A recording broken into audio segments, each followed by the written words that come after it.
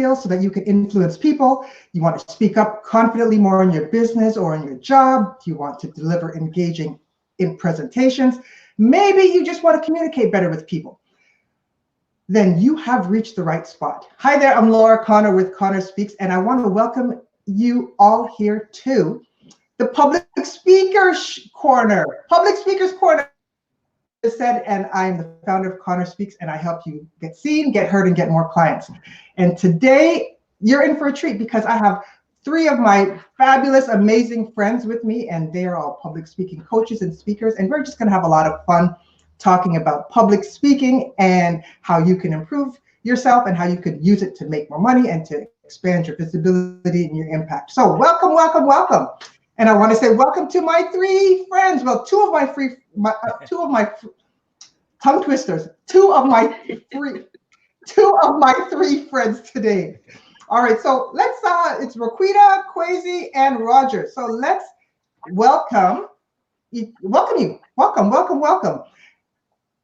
No, it's four of us. It's four of us. Am I in now? Am I here? Okay, all right. Yep, you're here. All right. 1, 2, 3. All right, So there we go. Well, you were there. Okay. All right, so let everybody, I want you just to introduce yourselves to our LinkedIn and Facebook family. And in addition to introducing yourself, I want you to give a public speaking tip. So right off the bat, everyone's getting value. So who wants to go first? Kwesi, go first. Don't all raise your hand at once. Okay, so my name is Kwesi Millington. I'm a speaker and a coach. And so you asked for introduction and speaking tip?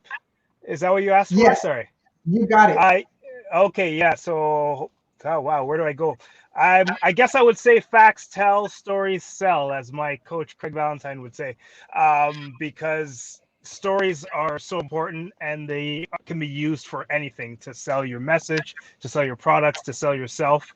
And so I would say find a way to insert storytelling into any speech you give. So that would be my tip. That's your tip. All right. So welcome, Kwesi. And who's next? I'll go next. Thank you, Roger. I am Roquita Johnson. I am a certified world-class speaking coach. I am a speaker. I'm also a co-author of Speak Up, How to Dominate in the Speaking Industry, which is a #1 Amazon best-selling book. And as far as a tip, I like to tell people that nervousness can actually be a good thing. It can literally help you with energy and enthusiasm for your presentation. Nervousness and fear, excitement are really the same sensation in your body, but it's how you interpret those feelings. So nervousness can actually help you do a better presentation a lot of times. All right. Well, great. And Roger. Good afternoon, everyone. My name is Roger Caesar. I am a 4-time speaking champion, 3-time international speech champion, and 3-time semifinalist at the World Championships of Public Speaking. I'm also always trying to motivate people to keep rising and to find their greatness. I'm also the owner of Caesar Transport, which is a family-owned business. Been in business now for 37 years. Not me. My father started it. But I thought you were 26, Roger. Thank you much. Appreciate that. And my tip has always been that your first impression starts the minute you get out of your car. And that when you go to any event, you make sure that you are constantly being approachable, being the type of person that allows the audience to get a first-class view of who you are before you even step on the stage. All right. So boy, 3 amazing tips right there. My tip for everyone would be just to start. And that's going to be part of what we're talking about. But if you have a dream, if you have a goal in mind, rather than sit there and try to plan it all out and take all this time, months and years even, you just get started. And then you make your mistakes and then you can keep moving. So that's my tip for you. Just start. See, we're here on video, working out the kinks as we go. And it's if we didn't do it, then we would never start, and then we would never be able to improve, right? So that's my tip for everyone.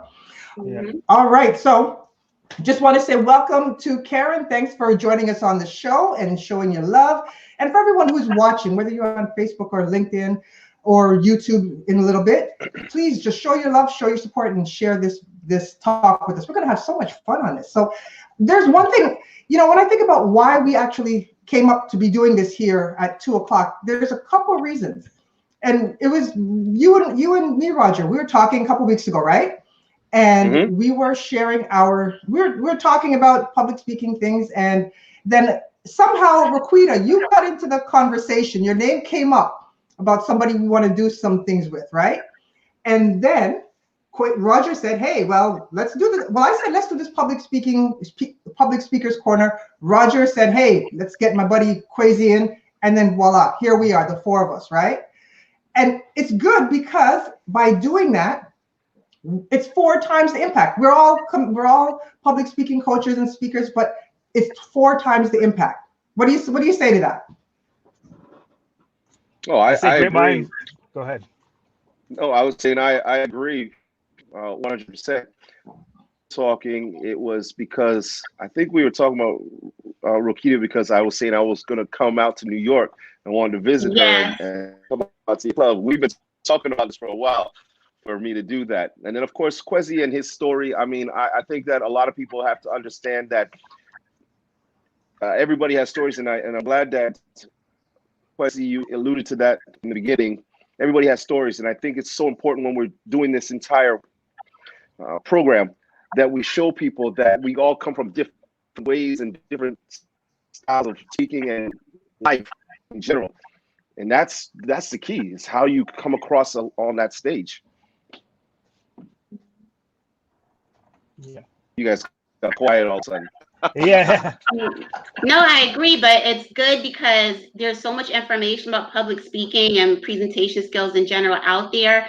And, it's not always one size fits all. There can be different ways to accomplish the goal. So I like that we are all providing our different perspectives and just from what we have experienced from being on the stage. So it's good that we are able to share our knowledge here, and just everybody can get different ideas about how they can improve. Absolutely. So another reason why I wanted to really do this show is because a lot of times people think if you're in the same line of work as somebody else, then you are no longer friends, but you're competitors. And here we are, the 4 of us. And Roquita, you're in New York. Well, I'm in Connecticut. Oh, you're in Connecticut? I'm right near New York. Okay, I keep thinking New York. So you're in Connecticut. Roger, Kwesi, and myself, we're in Toronto. We're in Toronto, the GTA. I happen to think that I'm living in God's country. They're just living in, behind. They're just not in the best place. Okay, so we're all living in Toronto, but we all serve the same people, but yet we're here adding value. Just because we are in the same line of work doesn't mean that we can't collaborate or we can't add value. And a lot of times people say, okay, well, they're a digital marketer, or they're a public speaker, or they're another electrician, or whatever the field is.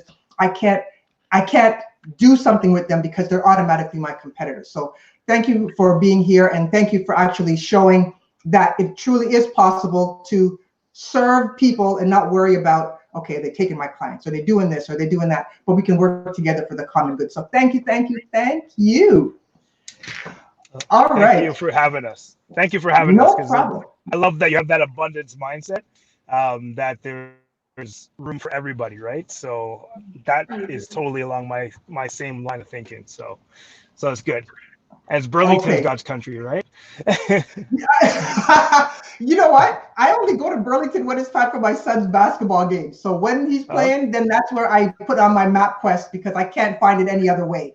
But that's all right. I'm not going to hold that against you. I won't hold that against you. All right, it's all love. It's all love. All love, 100%. So now let's talk a little bit now about some. Let's really give some people some info here. Now, we're all in business for ourselves, and I know that we've come across people that are great at what they do, but they don't know how to actually get out and start using speaking as a way to build their business, whether it be just even holding better meetings, if that's important, but getting out and talking to people, doing shows like this. What are some tips that you can provide and you want to share with people who are ready to get out and use speaking to advance their career or advance their business?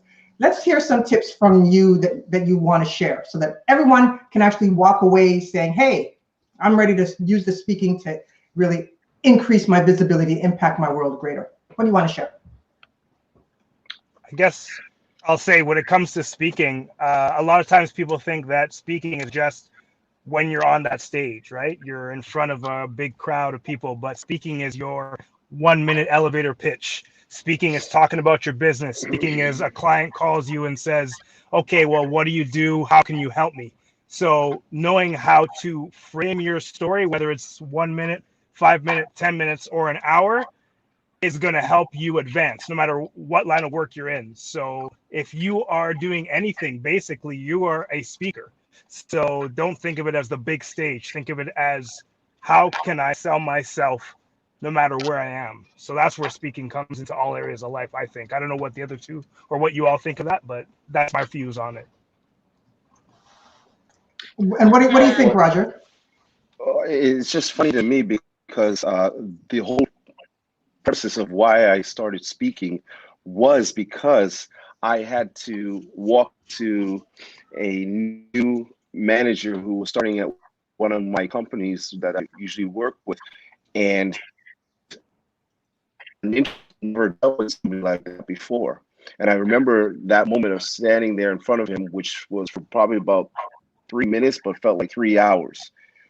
And in that moment, I realized that I had a problem with dealing with small groups, one-on-one. And that's for me.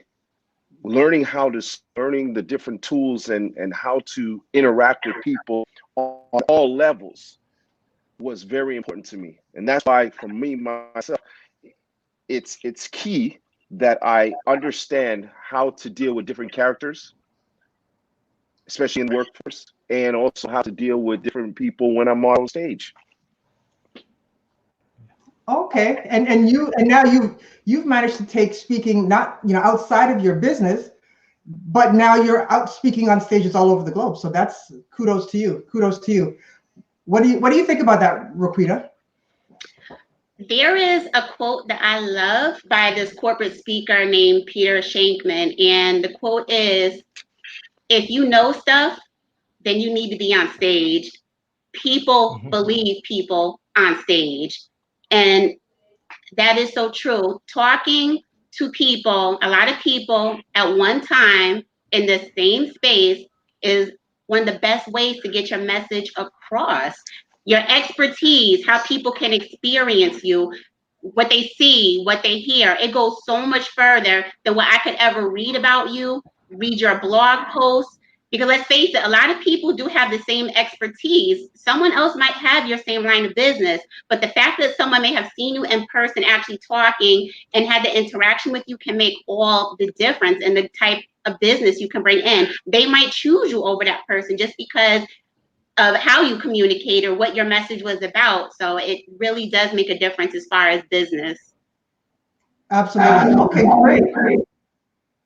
So now that we know that we need to use public speaking in our business for meetings, for presentations, just to get visibility, it helped. Part of why I got into it was as a result of joining Toastmasters. And we're all Toastmasters, current or former Toastmasters. So we've all done the Toastmaster route. And Toastmasters is all about, for me, was helping me get more comfortable being on the stage. And then when you combine that with learning from a public speaking coach, the impact is just expounded 10 times, right? So now, what are your experiences? Because I have one major experience in my Toastmaster journey that it was a big learning thing for me in my life. But do you have any tips? And I'm going to come to you first, Roger, because right now we're in contest season, and I know that people want to learn how do they get that competitive edge to actually do well in the contest. And I know you must have a wide bag or a big bag of experiences that you can share to help people in Toastmasters and then also in their public speaking journey? Give us one quick one. Wow, it's a little hard here. I don't know if everybody else is hearing it, but it's very difficult. It keeps chipping out from me, so I'm not getting the full question right now. So I'm assuming you're asking. Sorry.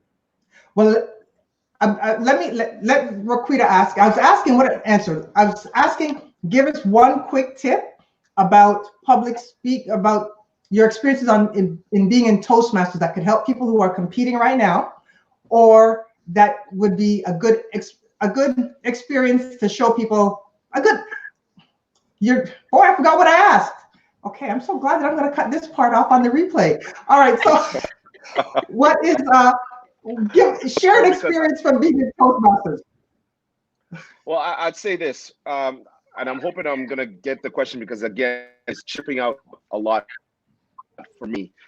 One of the things that I learned very early, and because I'm a competitive person by nature, I'm always trying to learn from other people.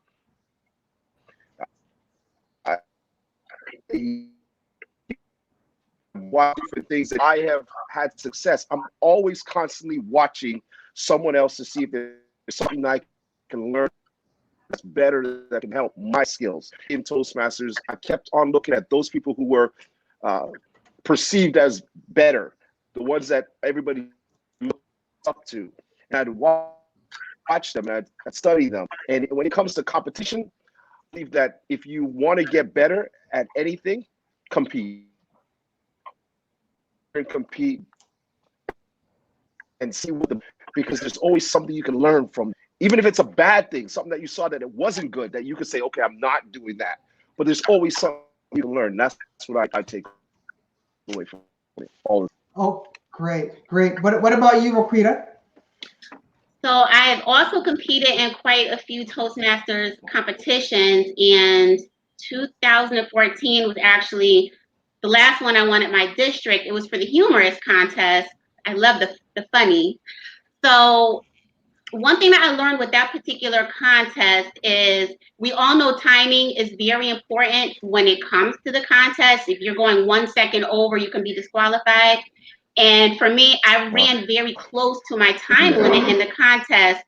Luckily, I stayed within time, but that taught me you really do have to build in time for the funny when you have any type of speech, where whether it is a humorous speech or it just has a lot of humor in general, you have to build in time for the laughter for the audience, because that is going to add to your time.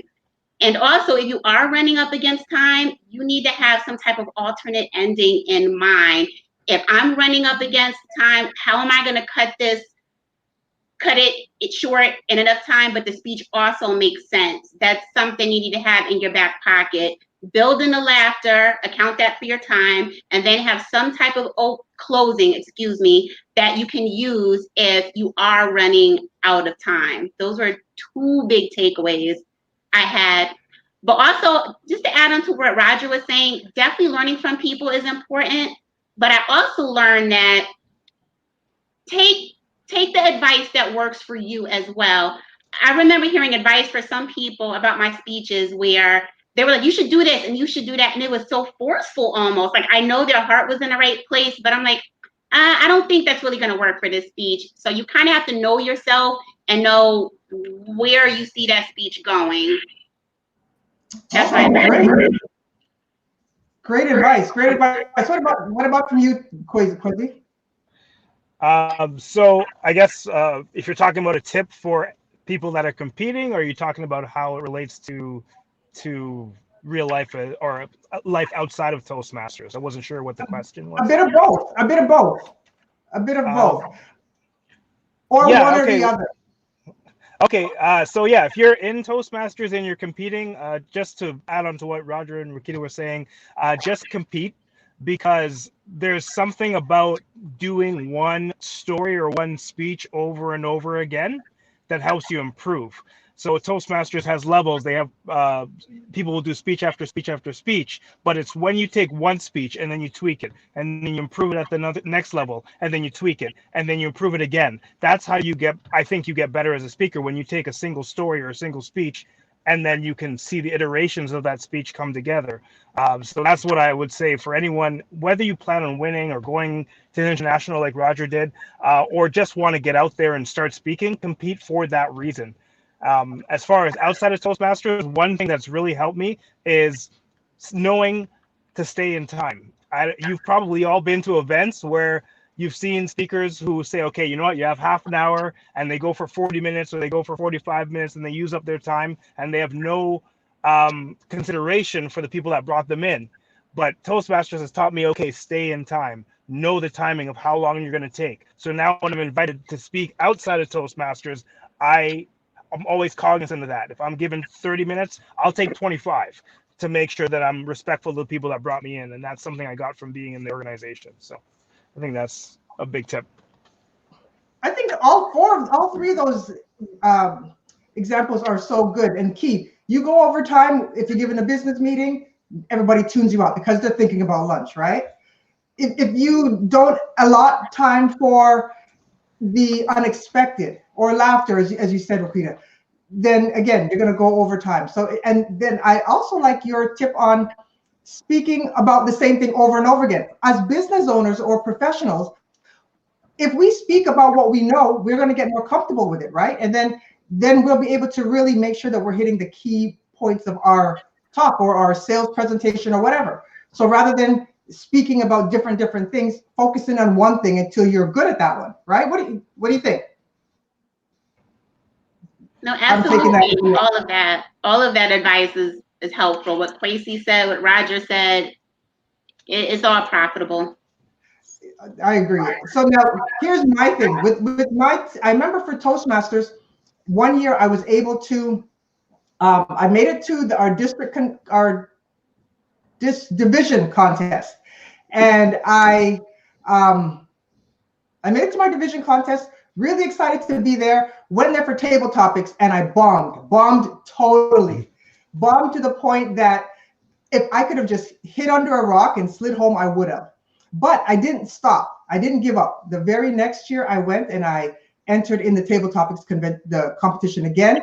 And not only did I win my club, my area, but then I was able to win the division and be able to represent my club at the district level. So my whole life lesson is that even if you fall flat on your face, you're still on ground. You're at ground level. You're not 6 feet under. So no matter how bad it is, you can stand back up and do it again, right? It just makes no sense to fall flat and then say, I'm never doing it. And a lot of times people have a bad public speaking experience. You know, maybe they bomb a presentation and then they say, you know what? Speaking isn't for me. I'm going to hide behind my desk and never do it again. We can't do that. So that's exactly why you need to go get speaking, because you bombed. Or we've all been there. There's something we did not do as well, and that's why we got started in public speaking, most likely. Right. Absolutely. I just want to interrupt. Yeah, no, I think that's really good. There's someone that asked a question in the chat. I don't know if you saw that, but I didn't see it. Ask away. What do you see? Yeah. So I think someone had said they want to ask a question. Let her know when it's okay. And so I don't know if you want to open that up and let her ask her question. You do it. I don't see it here. Do you see what the question is? Yeah, there's no question. Quasi's right. Jill? That's Jill. So yeah, Jill, if you're there, type in your question and we'll take a look at it and answer it on here too while we're going through this. Absolutely. Hi, Jill. Hi, Rashbel. And hi, my other friend that I just forgot your name. Thank you for being here on the show. So while you're coming up with the question, Jill, and you're going to type that in, we have a couple of questions that I wanted to get your input on, everyone. So here, I'm going to pose this first to Roquita. What's the first question? Okay.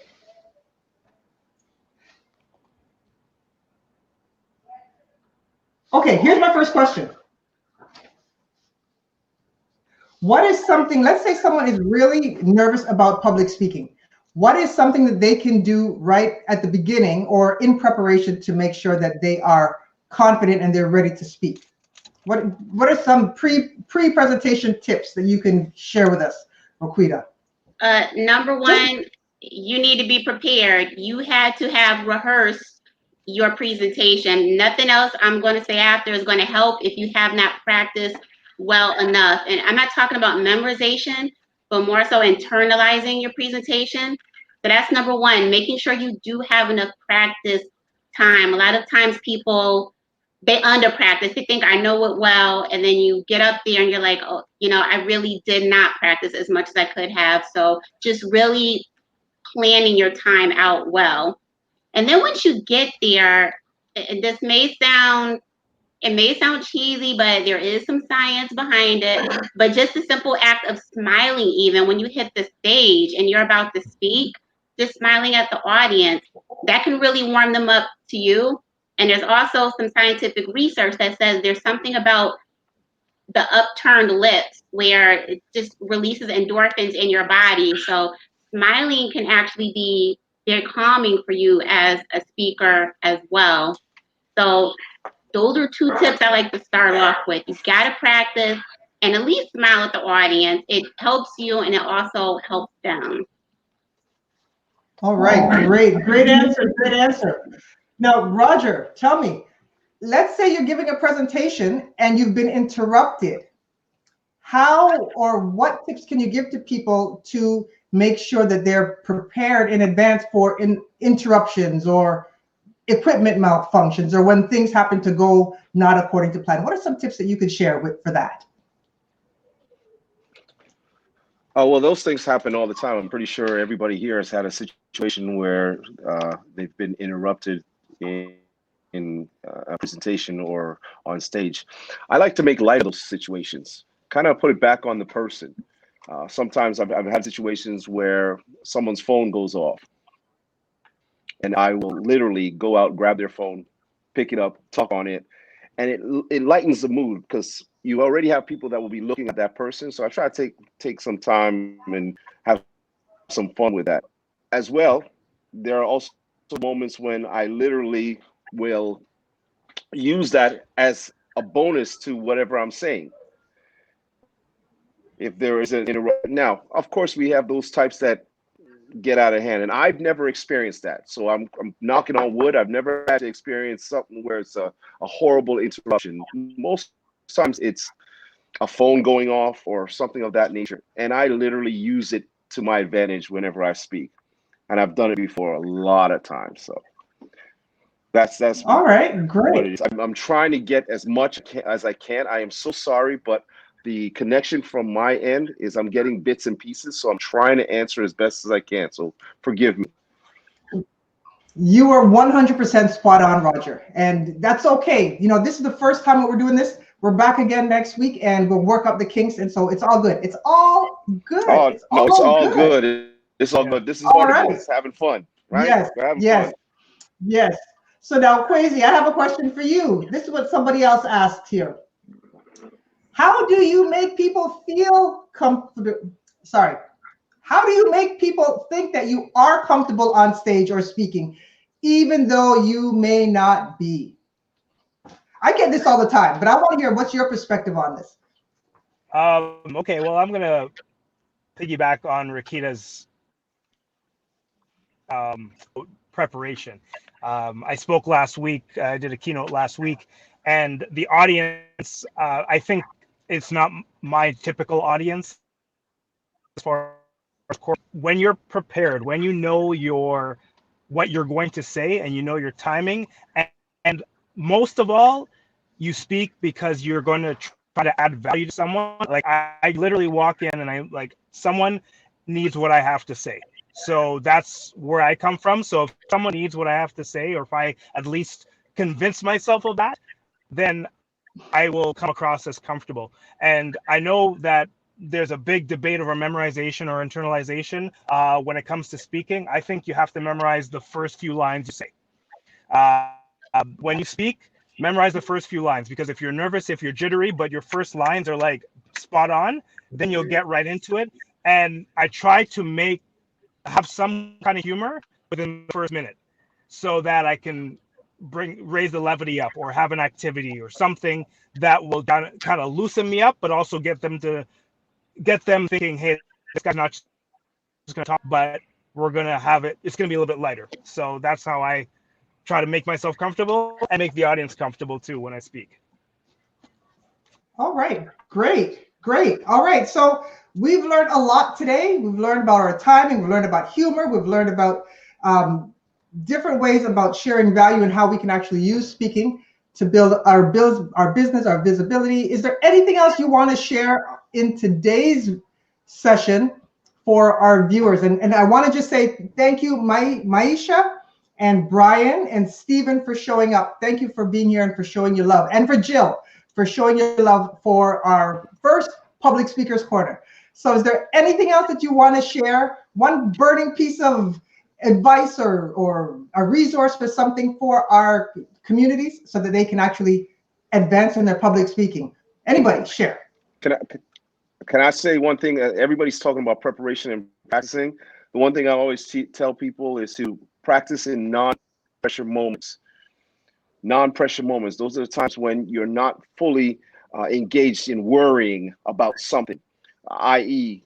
having a shower, doing the dishes, sitting down watching TV. Those are the times when you want to practice your speeches, practice your presentations, when your mind is very calm and relaxed. That way you can internalize and not memorize your speeches. So it'll be, the word is internalize. Keep that in mind. That would be my biggest point. Non-pressure moments to practice. Non-pressure moments. So the shower is your friend. The shower is your friend. Remember that. Roger told you that. Laura, Jill posted her question here as well. Go ahead. Can you say it for me, please? Sure. Her question is actually for Roger. She said, question for Roger, as I met him a few years ago and I would love to have him answer this. I am a professional speaker and I need to come up with a few new topics for sales conferences. Where can I get more ideas for content? Okay, I'm going to repeat it because it came choppy. Did she say that she's trying to come up with some topics and ideas because of a upcoming conference? Yeah, for a sales conference. And she directed it to you. She said she met you a few years ago. Yeah, she said, where can I get shout out to Jill. How you doing, Jill? What's going on? I remember Jill. Jill is a good friend. Good to have you on the show. Man, it comes back to knowing what it is that your audience is looking for. That's key.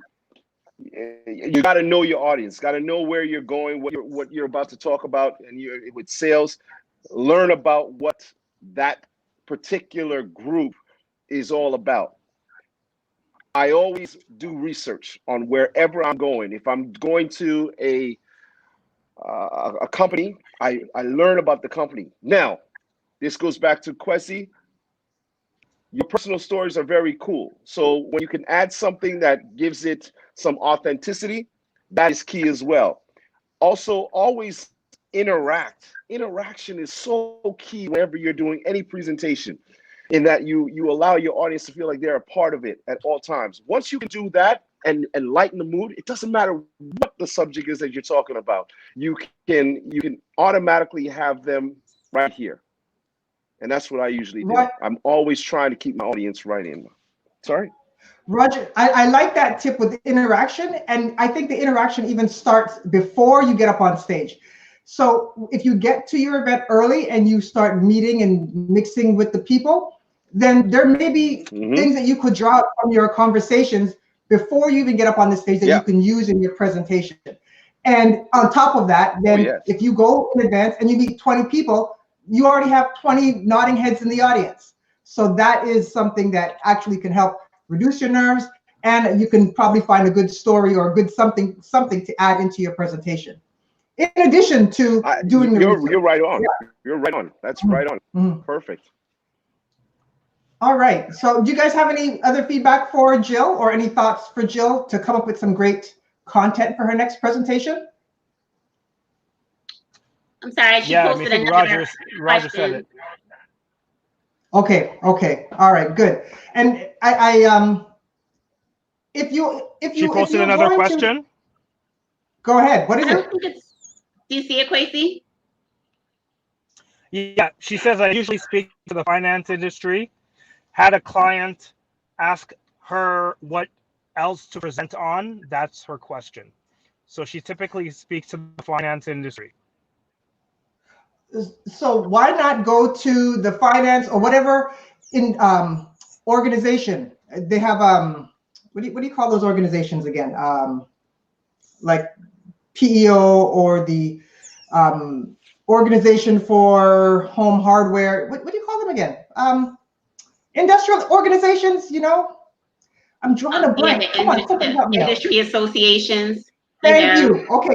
Mm-hmm. So go on theirs. You could go on their sites. You could just do a Google search for issues having to do with sales professionals, or so put some questions in online and do searches and see what articles come up. And by going to the industry associations, by doing searches like that online, by even maybe interviewing some people who are working in that field, you may be able to identify some pain points that they're having and then use that for your content, for your presentation. You'd be surprised what you can find by just using hashtags too. Hashtag searches on Twitter and Google, you know, whether it's hashtag finance or whatever that is, you can find a lot of what's going on in that industry. Those conversations will come out just by doing a quick search like that. Absolutely. Hashtags are great to follow. Absolutely. Great to follow. Great to follow. Okay. So I think we lost one of our four amigos, but we're gonna wrap up, and we're gonna be back though. That's the thing. I want everybody to know that this was our first Public Speakers Corner. We're gonna be back for the next 3 weeks to add value. So if you have any questions, you want to just send them in, send a message to all of us, connect with all of us here on LinkedIn and on Facebook and on Instagram and all the other platforms, because I'm going to do what I tell all of my clients to do, and the people that I speak to, I tell them to take a video and you repurpose it and you share it on different platforms. So wherever you're seeing this, if you have a question on public speaking and you want to address it to any one of the four of us, me, Roquita, Roger, Kwesi, then just let us know. And then next week, we will answer your questions right here live on the Public Speakers Corner. All right. So do you want to share how people can get a hold of you? If you want people to get a hold of you, what's the best place for them to get a hold of you, Roquita? They can connect with me. Oh, and Laura, I'm sorry. It's Roquita. It sounds like a K, Roquita. Roquita. So you let me go the whole show and mess up your name like that. Oh, gosh. All right. You know, it's all right. They can connect with me on LinkedIn. That would be awesome. I also am on Instagram under Roquita Johnson _ public speaking. I'm on Facebook, my business page, Roquita Johnson Public Speaking. So they can connect with me on there. Okay, great. And what about you, Kwesi? Sorry, How can people get a hold of you? Sorry. How can people get a hold of you? Here, I'm on here, LinkedIn. You can send me a message anytime, any questions for speaking, KwesiMillington.com. And if they want public speaking tips, 52publicspeakingtips.com. All right. And what about you, Roger? You can get me on LinkedIn, obviously, as well on Instagram at Caesar, that's CAESAR.empire. And as well, you can check on my website at rogercaesar.com. Caesar Empire. I like that. Did you say you have the domain for that? Sorry? Do you have the domain for that? For Instagram. Caesar Empire. Do you have Instagram? Yeah, okay. Caesar, Boy, that's Caesar.empire. I'm trying to build an empire of speakers. That's what we're trying to do. We're bringing everybody on board. Roger, I like that. Okay. Roger, I think she's saying buy CaesarEmpire.com. Go to GoDaddy and buy the domain name for yours. Yeah, okay, all right. That's what I'm I'll saying. do that. That's what I'm saying. Thank you, Kwesi. Thank you. All right. So everyone, it's been fun having the three of you here. I'm looking forward to next week. If you have any questions, please send it to any of the four of us here, and we will answer it next week on the Public Speakers Corner Live. All right? Okay. I guess what else do we have to say besides have a fabulous afternoon? And I'll see you next week, Tuesday, 2 p.m. Eastern Standard Time. right? Thanks, Laura. Anything? Yes. You're welcome. All right. Take care, guys. All right. See you later. Peace. Bye-bye. Bye.